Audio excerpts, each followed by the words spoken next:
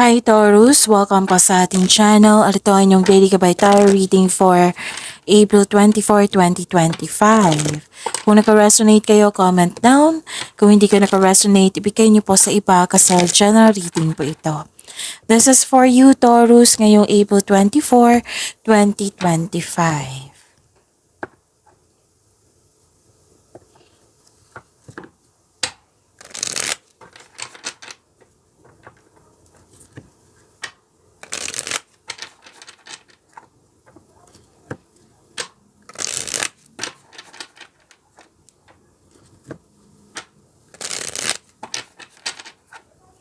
Para po ito sa inyo Taurus ngayong April 24, 2025.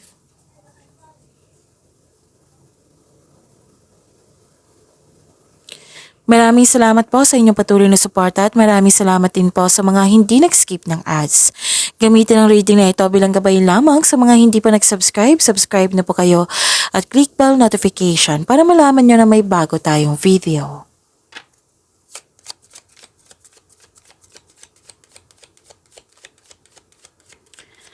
Spirits Guide, mga ganap pa para kay Taurus ngayong April 24, 2025. I need 3 cards po.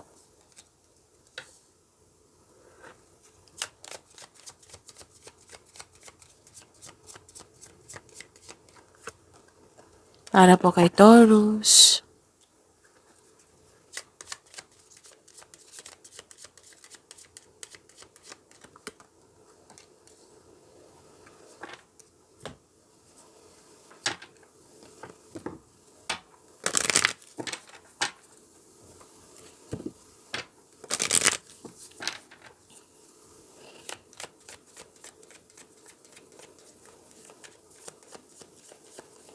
Spirits Guide, message siya po para kay Taurus.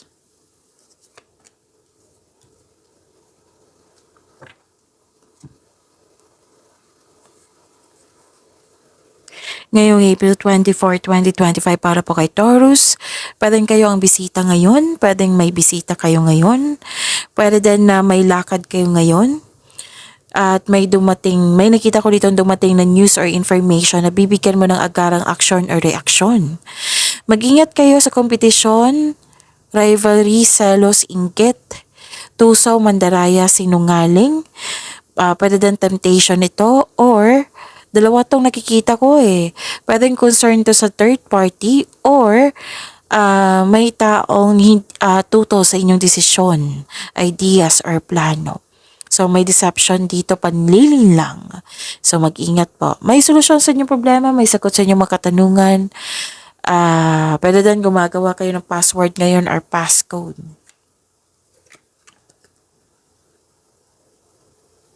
Wow, this is solitude. In silence, peace prevails. And miracles. Expect the wonders to emerge. Wow, claim niyo po.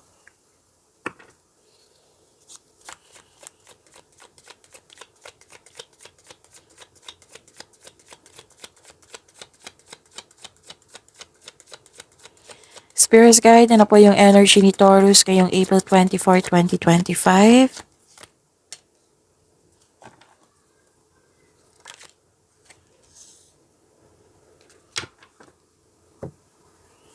Kung may narinig kayo or may nakita kayong repeating message, like for example, nanood kayo ng April 23, 2025.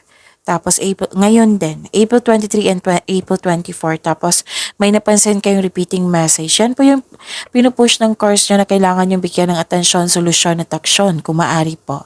So ano yung energy ni Taurus?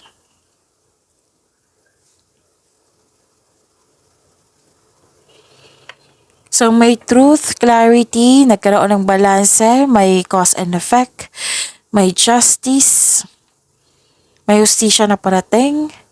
This card asks you to use your logic and remain objective dahil ito nakatulong na ma-uncover mo ang katotohanan sa isang sitwasyon. May positive outcomes in legal matters. Yes, mananalo ka. Yung legal issues mo concerning sa property, mare-resolve na po. May signing of contracts din ako nakikita dito. So this card advise you to stay true to yourself and act with integrity. So have faith ng imbalance sa sitwasyon are now working out in your favor.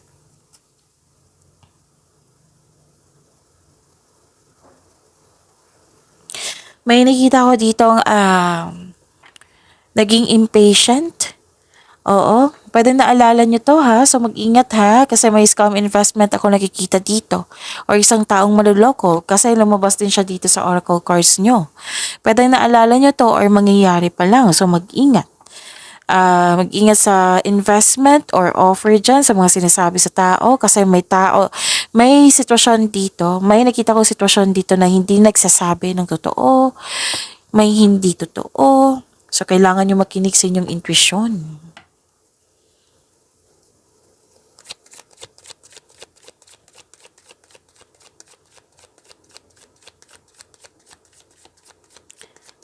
Spirits Guide, Career and Money po ni Taurus ngayong April 24, 2025.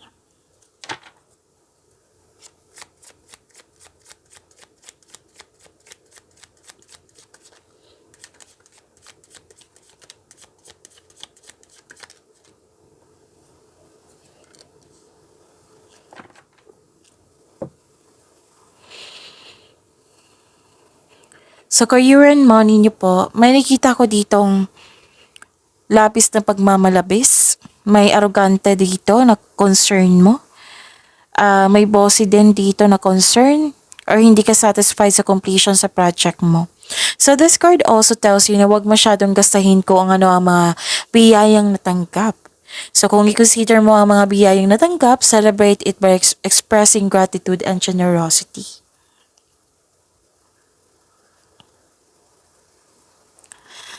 So, persistence, self-reliance, nakaranas ng struggle sa trabaho or negosyo, this is only temporary, huwag kayong sumuko. Oras na para gawin ang huling hakbang tungo sa pagtatapos sa isang proyekto or pagtatapos ng pangmatagalang pagsusumikap.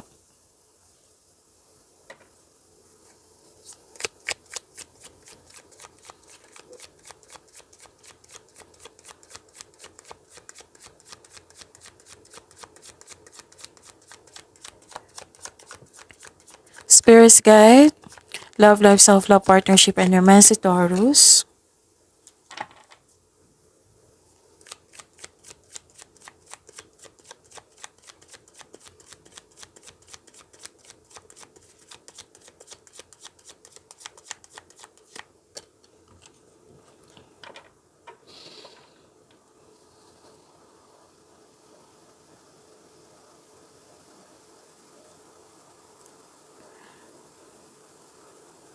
May refusal to change, bad mood kasi tinanggap mo po daw yung opportunity or tinanggap mo yung tao.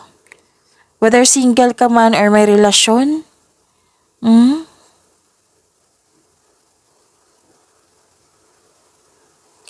May nakita rin ako ditong insecurity. Lumabas siya oh. Lumabas siya 'di ba? Yung sabi ko kanina sa oracle cards nyo, insecurity, mahilig magbalipula, may taong hindi totoo. So, kaya nga sinabi ko kanina makinig kayo sa inyong intuition kasi nga may ganap na hindi totoo. So, reconnect to yourself, listen to your intuition, redirect your energies.